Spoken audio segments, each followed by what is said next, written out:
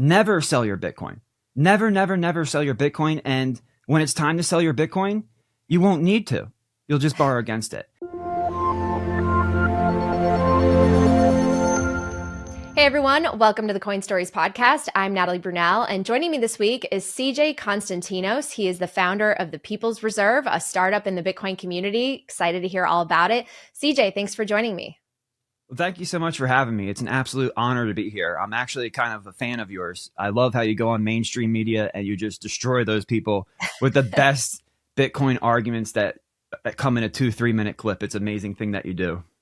That's very nice of you. I try. Hopefully mainstream media will soon all be orange pilled. Well, let's learn a little bit more about you. Let's start with your background. Where'd you come from? How'd you get into Bitcoin? Yeah, so I've actually been in the industry for over a decade. I started buying Bitcoin when it was around $150. I come from a background of accounting and finance. And man, it was an orange pill session, basically. Started out with mining, learned about the difficulty adjustment, got crushed by the halving. So it's one of those things where I went down to the bottom of the rabbit hole. I planted some more dynamite and went deeper, set up a whole shop for everybody to come down and learn with me. And ever since then, it's been an amazing experience. I've learned one thing. Nobody is a Bitcoin expert because it's just so vast of a discovery that the technological application is almost in every facet of life. It's an amazing marketplace to be a part of. And I couldn't be more excited what we're seeing happen today. I think over my time in the marketplace, I've seen Bitcoin as digital gold, and then later on as pristine collateral. And now with what's happening, the monetization of Bitcoin, the monetization of this asset class, the reserve asset of the internet economy. So I couldn't be more excited to see how fast Bitcoin is maturing and what that means for the future of finance, which we at People's Reserve is going to believe is going to be built around Bitcoin equity. Wow. So you've seen it go from $100 to $100,000. That is pretty crazy. I'm very jealous that you obviously knew about it way before me. So tell me a little bit about within your Bitcoin journey, what got you to that point of saying, even at $100, that you've got to invest in this, that it's something everyone should take seriously? Because some of the people that watch and listen to this, they're still maybe on the fringe or skeptical or have people in their lives that are. So how do you break down the value of Bitcoin? Yeah, and that's a great question because I think my journey started out pretty much like everybody else's. I bought some and I thought I was going to make a lot of money and be a great trader. You know, I watched it go up to $1,000 and then fall all the way back down. And that's when you're like, okay, I really don't know what this is. I don't know what the heck I really own. I got to take a deep dive. And that's when I got into mining. And I think even if you are somebody who is just beginning, you should get into mining not to make money, but to interact with the network and understand how these processes work. Because what that did for me is it helped understand Bitcoin's cost of production, which then helped me understand like the price discovery in the marketplace. Because there's only 21 million coins, and the only forced seller of those coins are the miners. So the miners really set the margin. And once you understand how the price discovery process works with Bitcoin, and then the difficulty adjustment, how it was engineered to strategically leverage the natural laws of economics and price discovery process to empower us, we the people who hold that asset, the light bulb goes off and you can't stop thinking about it. Bitcoin is actually the only asset in the world. It's the only commodity in the world that can raise its own cost of production. Jeff Booth does a fantastic job describing how we have technological deflation, and over time things become more efficient and less expensive to produce. But the way Bitcoin was designed and engineered, the more popular the network becomes, the more value the network delivers, the higher the cost to earn the subsidy of the block. Therefore, the higher the miners have to sell those coins for in order to remain profitable. Therefore, the higher the price to access the value proposition of the network. And once you kind of understand that positive feedback loop, it's no longer an investment, it's a savings technology. And it kind of just changes your whole output on what it is as engineered money. And then here at People's Reserve, how we can incorporate this savings technology into thousands and thousands of years old debt that hasn't been upgraded in forever. Right. And that's because our system is based on having to issue more and more credit. That's what Jeff Booth talks about as well. We know they're going to have to print and debase the currency. And Bitcoin is always going to benefit from that injection of liquidity just to keep the whole system afloat. So you want to own it because it's the best thing to possibly own in a system that relies on more and more debasement. Coin Stories is proudly brought to you by Bitdeer, a global leader in disruptive technology for Bitcoin mining and AI. As a publicly traded leader, Bitdeer boasts a massive 2.5 gigawatts of electrical capacity and infrastructure under development across 3 continents, positioning Bitdeer as one of the most diversified and power-dense computing companies in the world. Bitdeer's leadership pioneered the original advancements in Bitcoin mining ASICs and is now poised to disrupt the market again with groundbreaking new designs for the next generation of mining ASICs that are targeted to reach efficiencies of as low as 5 joules per terahash by late next year.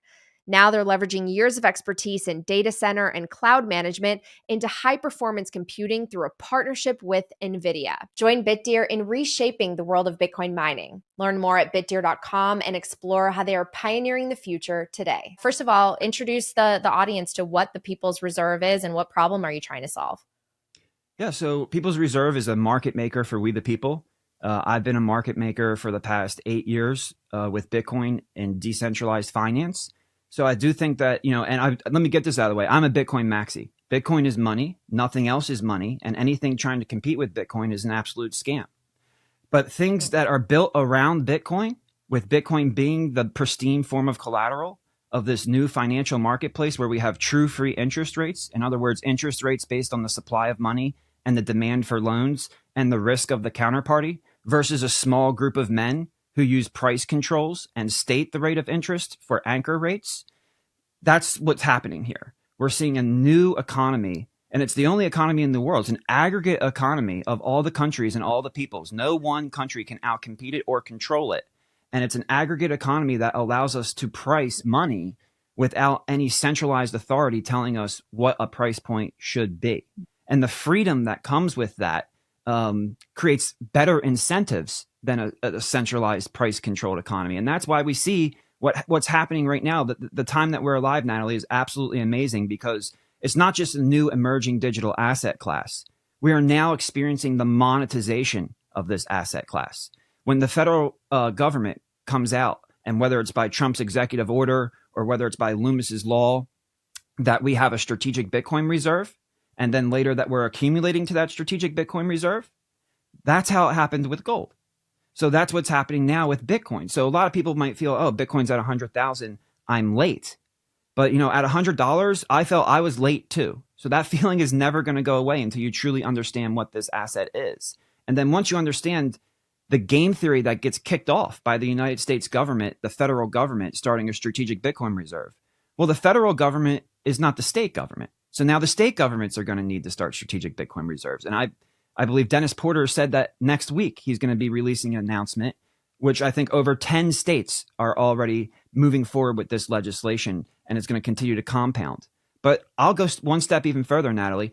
The cities don't have the same balance sheet as the state. So if the state is benefiting from a strategic Bitcoin reserve, that doesn't mean the city is going to benefit. So cities are going to have strategic Bitcoin reserves. Municipalities are going to have strategic Bitcoin reserves. We already see small and medium-sized businesses with these reserves. And of course, on the personal level, we have these reserves as well. So we are witnessing the monetization of Bitcoin. And what People's Reserve is here to do is to give you the tools to benefit from the most pristine form of collateral in the world. Because right now, a lot of Bitcoiners, we have a lot of wealth in the internet economy. But if we want to bring that wealth back to the real world, we have to borrow at it at absurd interest rates. I mean, it baffles my mind that I can go to the banker and promise based off of my cash flow that I'll pay him something in the future and I can borrow at 4 to 6%. But if I'm going to come to a company and borrow against my Bitcoin in an over collateralized fashion, so it's not based on promise and there's no lending risk, I'm going to have to pay 16% to borrow against my Bitcoin. That means that's to me, that's value extraction.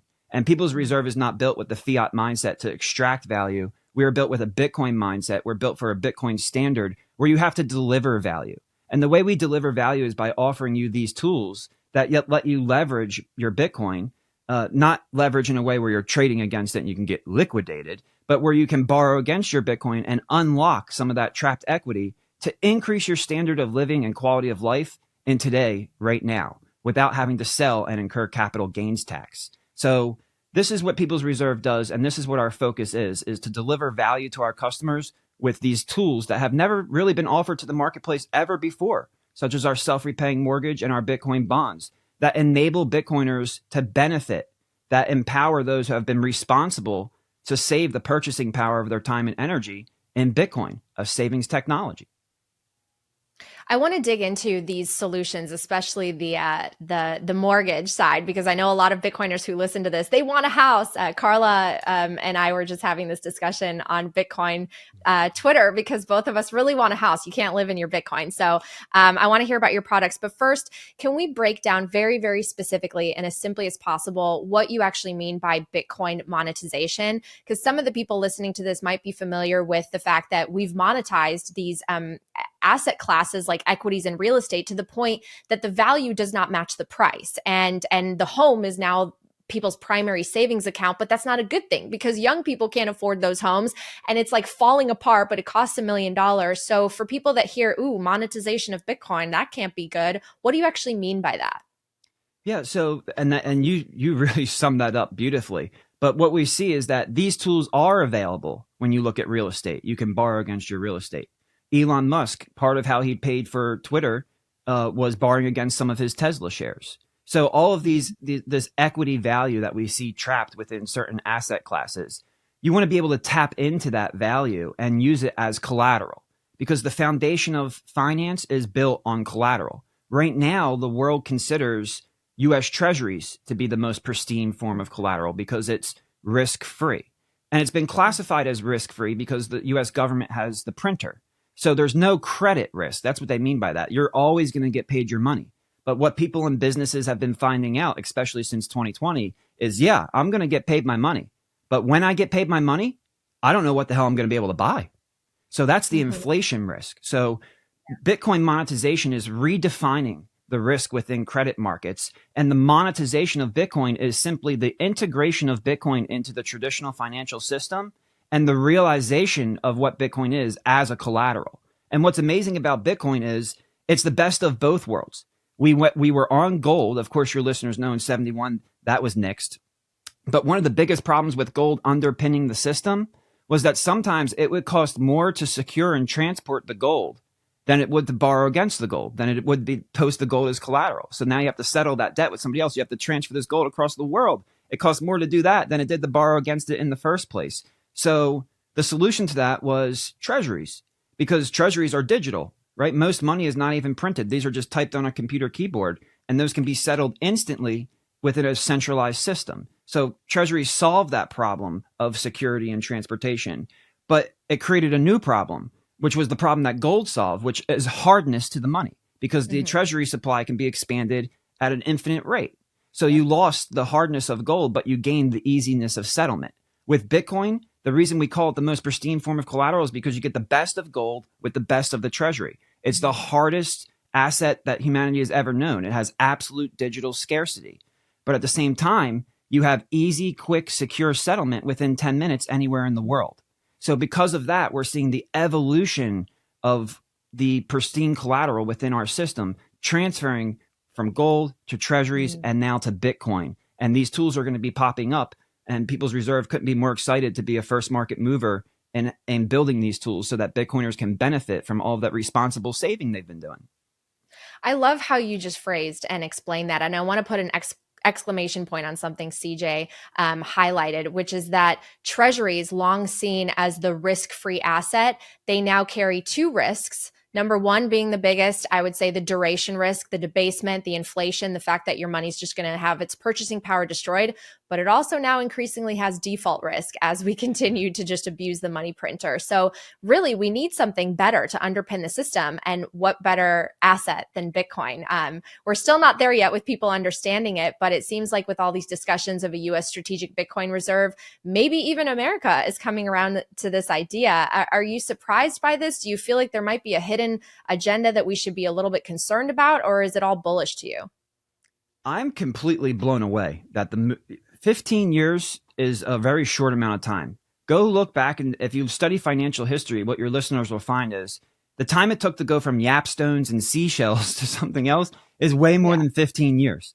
And the adoption of gold, we're talking over hundreds of years. And the integration of gold into a financial system, thousands of years. And Bitcoin has made this type of progress in 15 years. So that is really important to understand how fast this is really moving. It's moving faster than the internet. And the base layer of demand for Bitcoin is growing faster than the internet. So to see that happening is it kind of leaves me speechless. But the other thing that's happening is the strategic Bitcoin reserve is really important for the health of this country. This country borrows $1 and spends it back into the economy and gets less than $1 worth of return. We have a problem. The liability side of our balance sheet is outpacing the growth of the asset side of our balance sheet because we're expanding those liabilities to reinvest in economic growth.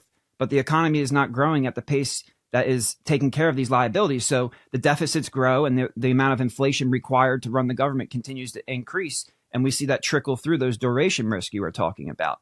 And what we need to do is we need to find something where we can put on the asset side of our balance sheet. And it's amazing that Elon Musk and Vivek with the Doge are going to be working on the liability side. Because if we can decrease waste and fraud and become more efficient and reduce the deficit, and then at the same time, we can take that dollar and instead of putting that dollar and reinvesting it fully back into the economy where we're getting less than $1, well, we can't put it into real estate because then you'll have more of an affordability problem. You can't put it into land, resources, and materials because those take billions of dollars of investment and plenty of years to actually pull the product to market.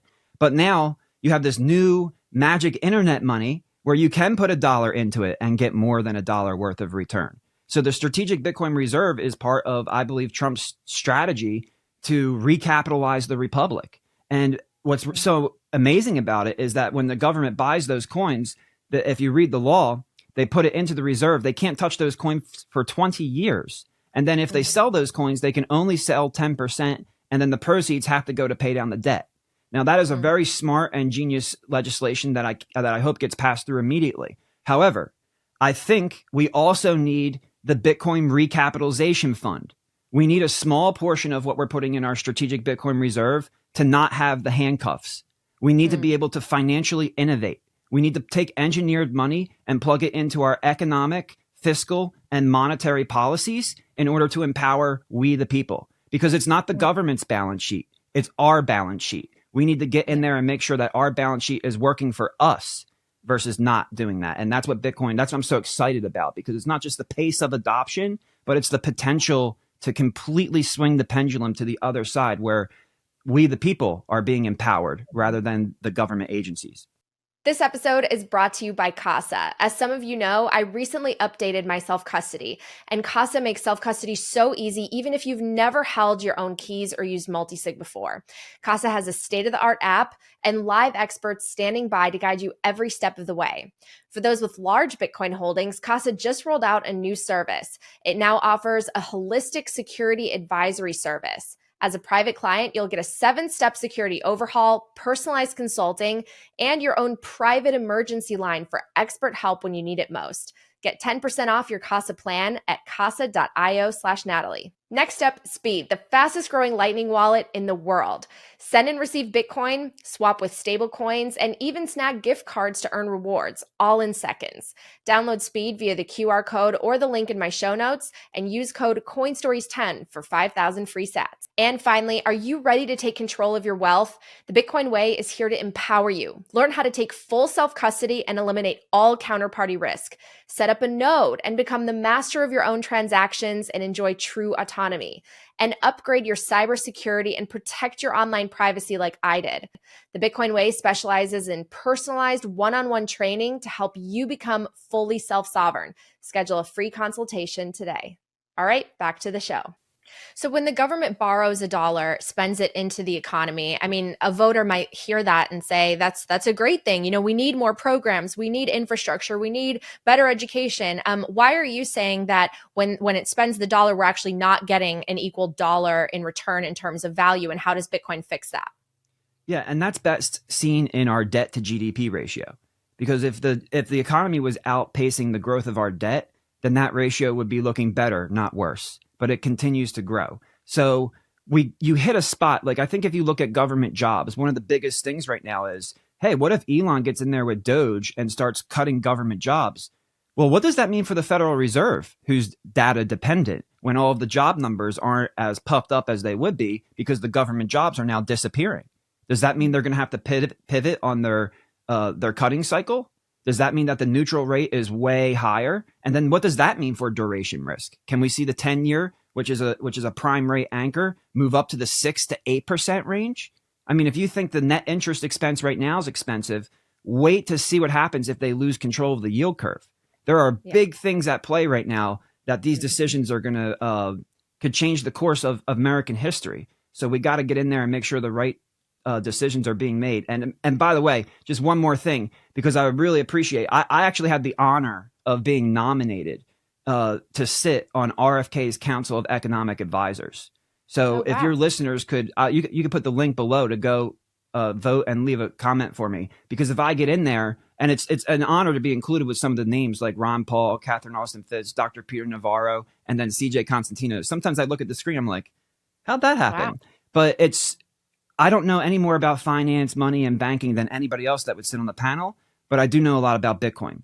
And I would be a voice for Bitcoin to make sure that we're leveraging Bitcoin in those economic, fiscal, and monetary policies to take advantage and take the lead in the internet economy. Because if we don't do it, BRICS is going to do it. And we could lose control of what we've had control of for so long. It's the Ray Dalio theory, right? We're reaching that arc for the first time in history. That arc, instead of coming down, can reignite back up to the upside.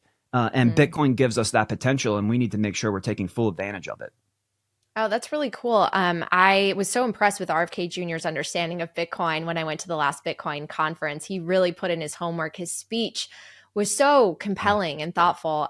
So I'm glad that he will play a role in this new administration.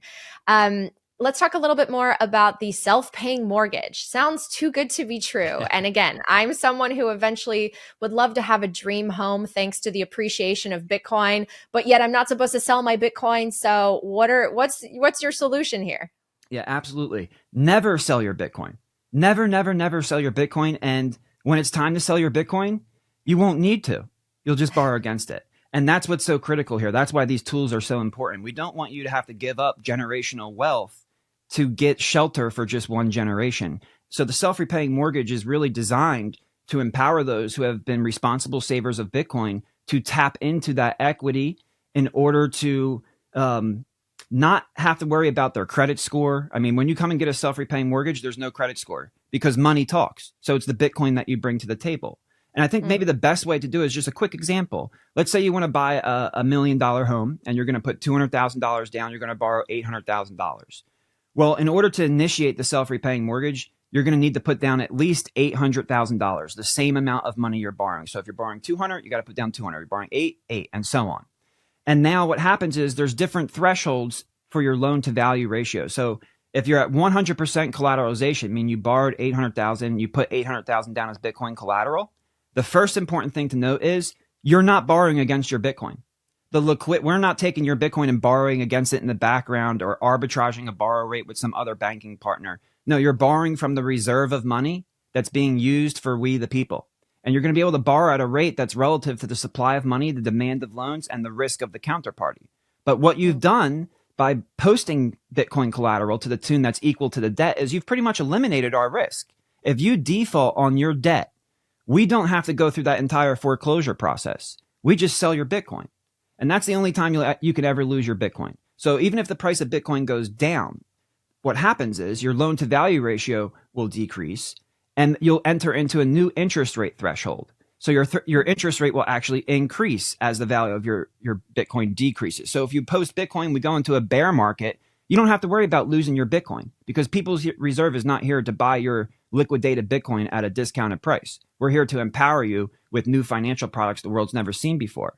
The other thing that can happen is if the price of Bitcoin goes down, you can just add more Bitcoin collateral, knowing that it's not at risk unless you default on the mortgage in order to maintain that agreed upon value. So those are some of I'd like to attack the risk first before I go into the reward, the more fun part. But the reward is, and this is why we call it a self-repaying mortgage, if you post that collateral, now the price of Bitcoin starts to go up. Let's say the price of Bitcoin's 100,000, goes to 200,000. So you had 800,000 of collateral. Now you got 1.6 million. Well, your loan to value ratio is going to be very healthy. And the more healthy it gets, the lower your interest rate will go. So we're going to be able to offer you interest rates right now. If you're in the market and you're a qualified buyer, you can probably get around 6% to 6.25% on a mortgage. If you came to People's Reserve, we would be cutting that prime rate in half by 50%. You'd be able to borrow at 3%. So Bitcoin as collateral is making things more affordable for you. Bitcoin as collateral is reducing the burden of that monthly payment because it's reducing our risk at People's Reserve as the market maker. And if the price continues to go up, sometimes the hardest thing to decide is, when should I sell my Bitcoin? And of course, I say never sell your Bitcoin. But in some cases, it might make sense on a personal balance sheet, especially if you're starting out, you're trying to get ahead. Well, what you can do is you can dollar cost average out of your Bitcoin by customizing a setting between 0 and 100% of your monthly mortgage payment. So if Bitcoin's in the middle of a bull run, you can say, you know what? I want to sell my $4,000 worth of Bitcoin per month. That way, my cash flow from my job doesn't have to be allocated toward that. And now I can increase my quality of life and standard of living. Now I can go on a vacation or whatever it is that you desire to do, but your Bitcoin's benefiting you. The other thing is you can let the value go up and you can just continue to get a lower and lower interest rate, which also decreases your monthly payment. Finally, you can liquidate part of your Bitcoin and close out the debt with no penalty, depending on the amount of money you borrowed, saving hundreds of thousands of dollars in interest costs over the life of the loan. Okay, that was a lot to take in. Extremely fascinating. I am definitely someone who believes that Bitcoin is going to be blended into a lot of different credit products and solutions in the future. But help me understand something. Okay, let's break it down super simply. Because homes today, for a lot of people, including our generation, millennials, Gen Z, they feel so out of reach, and the prices are so bloated compared to what the value really is, the use case. I mean, I see homes sometimes. I used to live in California. And it's like over $1 million. And this thing is tiny. It might have 1 to 2 bedrooms max. And you need to have 7 figures for that. With today's interest rates, that adds up to an incredible mortgage payment. You have to put down a lot in terms of down payment. There are definitely people listening to this who maybe have no Bitcoin or just have a little bit of Bitcoin. So let's say someone wants to buy a $1 million house and they have 1 Bitcoin. Okay, like break this down for me. I mean, can they afford that house? Would they essentially put up that 1 Bitcoin and have how much would the mortgage payment on that be? Can you break down a little bit of the math for maybe the people who don't have a lot of Bitcoin? Yeah, sure. Absolutely. And definitely the best way to, if you have a small amount of Bitcoin and you want to buy, if you have $100,000 of Bitcoin, you want to buy $1 million house, you're better off just waiting. Because Bitcoin's going to compound at that 60% compounding annual growth rate. Even if that gets cut in half to 30% CAGR, you won't have to wait that long in order to have the amount of purchasing power you need. So, and homes are going up in value, but not as fast as Bitcoin's going up in value. So that's to your advantage, right? Yeah. In 2019, I bought my first home for 100 Bitcoin. And my neighbor goes, hey, just this year on July 4th, invited me over for a beer and a hot dog. And was saying, hey, are you happy with your house? Like, things are going great, right? I'm like, I paid 100 Bitcoin for my house. And you today, sold 100 Bitcoin? I would be, yes. Yeah. And to today, buy your house. See, the products we're building here are the products that Bitcoiners need. These are the products that we need to leverage our wealth. So I sold 100 Bitcoin because to me, it was proportional to my savings and it made sense. And now today, I would be lucky to get 10 Bitcoin for my home. I mean, I'd be lucky to do that. So the fiat price has gone up, but I have crashed. The value in Bitcoin has absolutely crashed. So that person who has 1 Bitcoin and wants $1 million home, just wait, because the monetization of Bitcoin, look, we might be at 100,000 now. 1 million is not that far away. It's not that far away. This is not a commodity cycle that in the gradual phase. We are now seeing global mainstream adoption, which pushes us up the S curve of adoption, which is going to accelerate us into a repricing event. Bitcoin is not that far away from being repriced based on its value proposition. So yes, the last couple of cycles through these halving cycles, it's been a commodity cycle where you go from fair value or cost of production to a premium and then a discount. But that price discovery process is absolutely changing. The dynamics of the cycle are changing with the monetization of Bitcoin, with the acceptance and global adoption of Bitcoin. So price discovery is going to change. So you're not going to have to wait that long. However, if you've been a responsible saver and now you're on the beneficial side of that, and the value of that collateral is equal to the value of the debt, because that's what it's going to take to open the loan. You could put, if you borrowed 800 and put down 1.6, you're going to start at a minimal interest rate. You're going to be at an interest rate that nobody else in the marketplace has. Even if the Federal Reserve lowers the federal funds rate back down to 0 to 0.25, we go into zero interest rate policy again, you're still not going to be able to beat the prime rate, because the prime rate is the anchor rate for mortgages, not the federal funds rate. So that's what we're here at People's Reserve to help you who have been savers in Bitcoin for a while. And if you're not in that position now, it's not going to take long for you to get there. And that's one exciting thing about customers of People's Reserve. Our customer base continues to grow along with the success of Bitcoin. I still can't get over the 100 Bitcoin for the house. Wow. Yeah, me neither. So I'm alive on the outside, but I'm dead on the inside. So we live in this fiat world that is all based on debt. And a lot of Bitcoiners would argue that the Bitcoin standard is one of equity. So how do these two worlds really blend? Because I've heard some in the community say, we don't need credit on the Bitcoin standard. Why would we even have debt? How do you answer that? Yeah, so that's when I first started out, I always thought, hey, Bitcoin's going to end the banks. Bitcoin's going to end this scheme. But there's nothing wrong with banking. What's wrong is fractional reserve banking. That's what's wrong. It's fractional reserve banking. It's that banking business model of fractional reserves being legal that creates the problems, because that's what allows for the infinite issue of credit.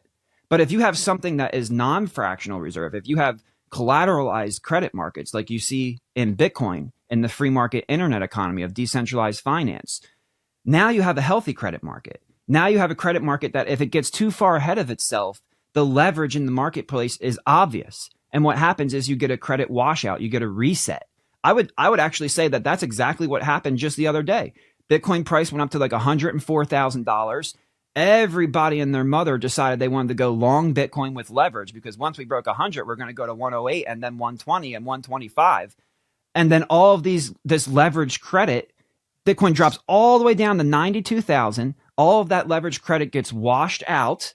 Yeah. And now we're right back up at 100,000. So see, when you have a credit system that is tied to a collateral, the credit can actually be destroyed. It can be washed away, and the mismanagement and the over leverage get washed away. That's our biggest problem in fractional reserve banking. It's too big to fail. We are not getting the negative side of the business cycle. The natural business cycle has a phase where there is supposed to be destruction.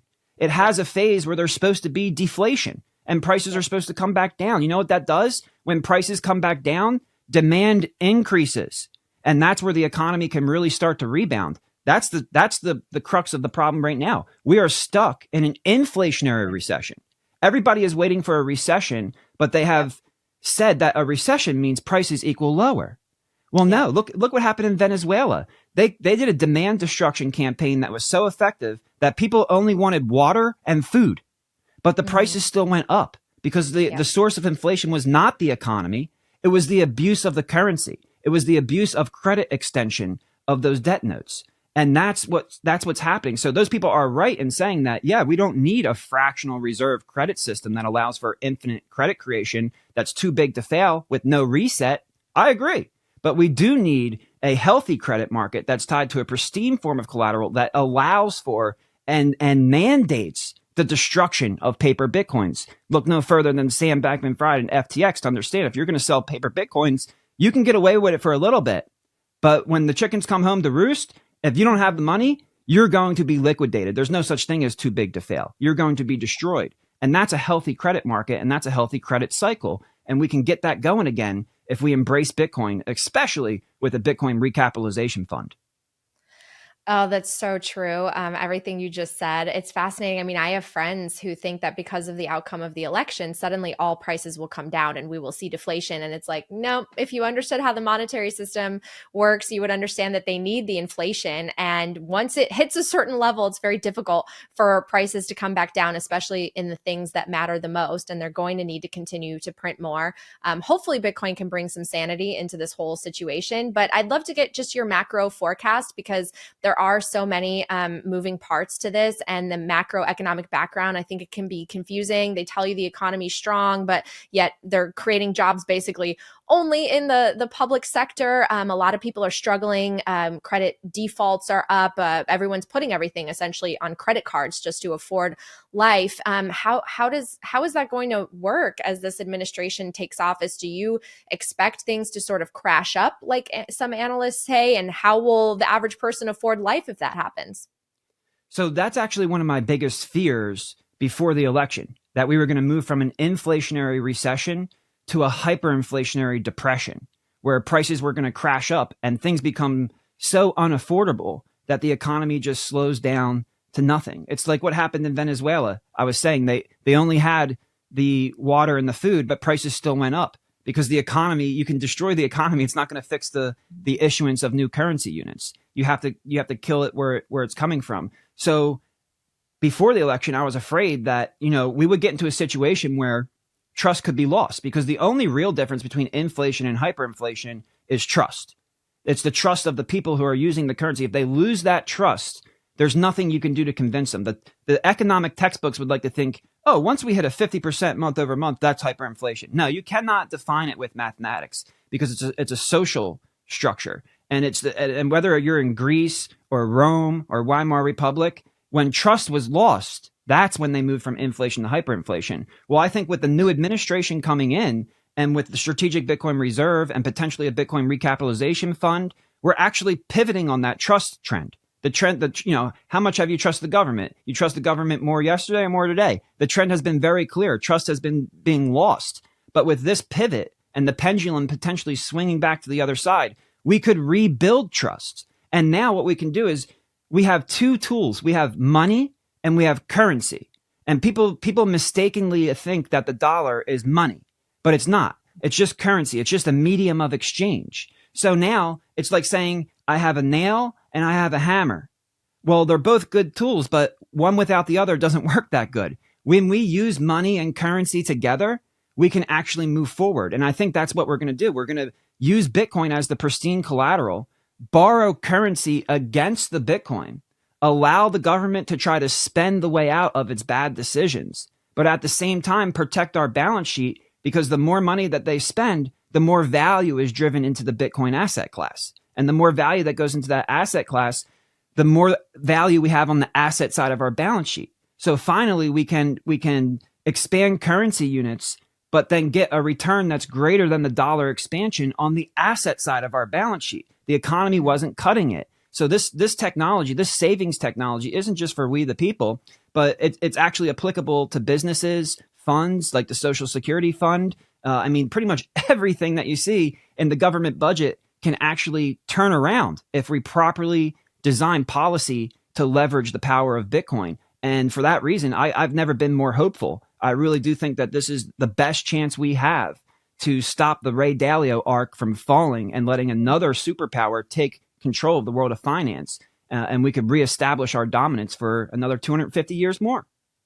Yeah, there are so many things that are unfunded or underfunded, and they need an infusion of Bitcoin. Well, this has been a very bullish conversation. I'm really grateful. Anything you want to leave people with? I know you've had some very, very optimistic price predictions out there. Well, I definitely believe that the monetization of Bitcoin is, what did we take, 15, 16 years to go from 0 to 100,000?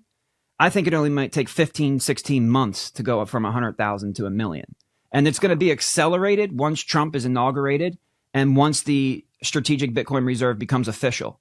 Hopefully it becomes official within the first 100 days by executive order, and then later by Congress passing the Loomis bill for the strategic reserve, which will also require the government to start accumulating Bitcoin.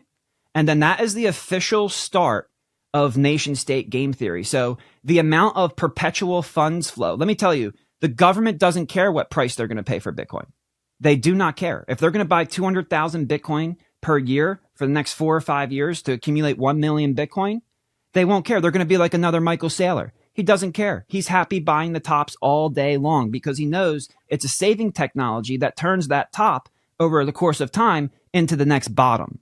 And for that reason, we're going to have perpetual funds flows, not just from the United States federal government, not just from United States states and then cities and municipalities, but from every other country in the world who's going to be forced to take action once the U.S. government is officially putting Bitcoin on their balance sheet. So the price predictions aren't really based on chart art or just my feelings. As somebody who's been in this industry for quite a while, and I've designed the Bitcoin fair value algorithm used by miners to properly manage their treasury based on that commodity cycle. When Michael Saylor says your models are going to be broken, well, this is a very successful model.